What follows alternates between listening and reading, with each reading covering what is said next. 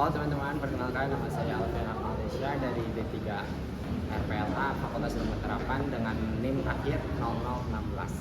Kali ini saya akan membahas salah satu materi dengan tujuan tugas besar agama dengan judul Manusia adalah Khalifah fil Ardh.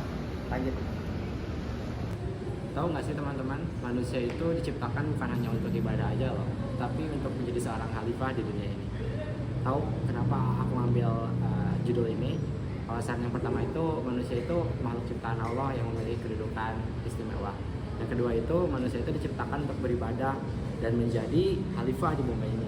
Dan yang ketiga, manusia itu lupa dengan tanggung jawabnya sebagai makhluk, sebagai khalifah.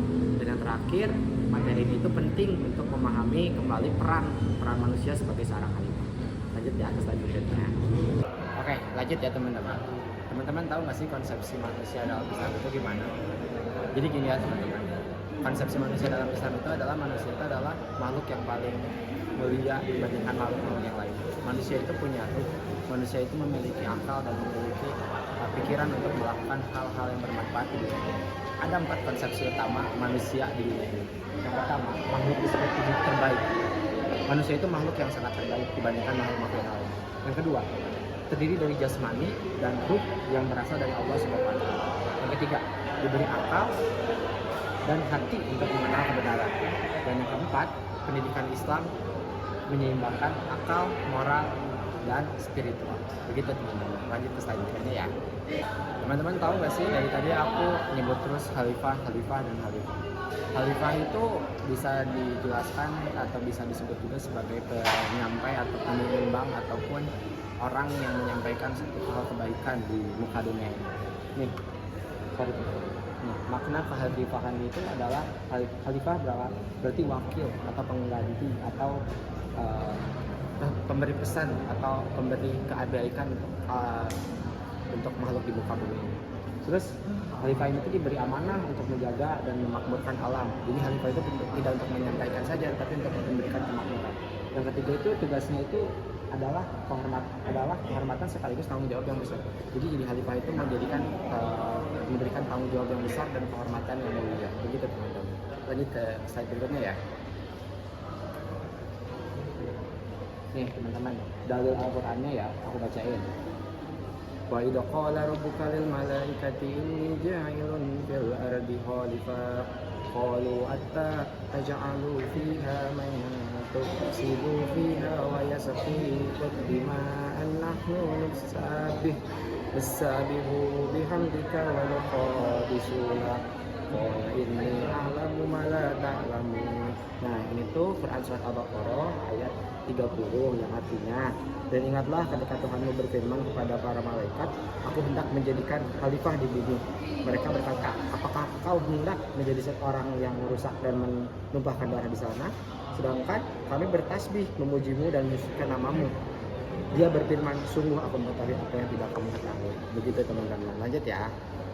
Teman-teman, tahu gak sih tugas-tugas seorang khalifah di dunia ini itu apa? Jadi ada 4 garis besar tugas-tugas kekhalifahan seorang manusia di dunia ini. Yang pertama itu menegakkan keadilan dan kebaikan. Lalu yang kedua, mengajak kepada kebaikan dan mencegah kemungkaran ataupun keburukan. Yang ketiga, mengelola alam dengan bijak. Jadi alam itu harus dikelola oleh seorang khalifah atau kita semua ini loh khalifah. Dan yang terakhir, menunaikan ibadah sebagai wujud tanggung jawab seorang khalifah. Gitu teman-teman. Oke teman-teman, kekhalifahan itu erat kaitannya seperti zaman-zaman Nabi atau zaman-zaman terdahulu.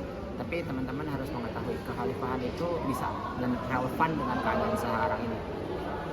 Relevansi di kehidupan modernnya itu ada 4 teman-teman. Ini 4 yang utama dan masih banyak lainnya. Yang pertama itu menunjukkan ilmu agama dan ilmu umum. Jadi ilmu agama dan ilmu umum itu bukan dipisahkan makin jauh, tapi kekhalifahan ini adalah seorang khalifah bertugas untuk ilmu agama dan ilmu umum disatukan untuk apa? Untuk mencari keselarasan yang lurus. Kedua, menghadapi globalisasi dengan nilai spiritual. Jadi bukan yang menjauh dari agama, tapi kita harus makin mendekat kepada agama. Yang ketiga, mengatasi kerusakan lingkungan dan ketimpangan sosial. Jadi khalifah itu mengajak hal-hal kebaikan terutama di alam. Dan yang terakhir, menjadikan teknologi sebagai sarana ibadah. Bukannya kita harus menjauhkan teknologi di zaman sekarang ini, tapi teknologi itu harus terus berkaitan dengan kekhalifahan untuk mencapaikan garis kebaikan di dunia ini. Gitu teman-teman. Oke teman-teman, udah di akhir lagi aja nih, kita mengambil kesimpulannya aja sebagai seorang khalifah. Jadi kesimpulannya adalah manusia itu adalah hamba Allah dan khalifah di dunia ini. Jadi manusia itu khalifah dan hamba Allah. Dan sebagai hamba yang taat, wajib dan tunduk dan beribadah. Lalu sebagai seorang khalifah, kita sebagai seorang khalifah, kita harus memakmurkan bumi ini. Dan nilai-nilai kekhalifahan tersebut harus diterapkan di kehidupan sehari-hari. Wah, sudah slide terakhir teman-teman. Semoga apa yang saya sampaikan menjadi satu kebaikan, dan semoga saja kita semua menjadi khalifah yang bermanfaat bagi dunia dan akhirat. Terima kasih teman-teman. Assalamualaikum warahmatullahi wabarakatuh. Dadah.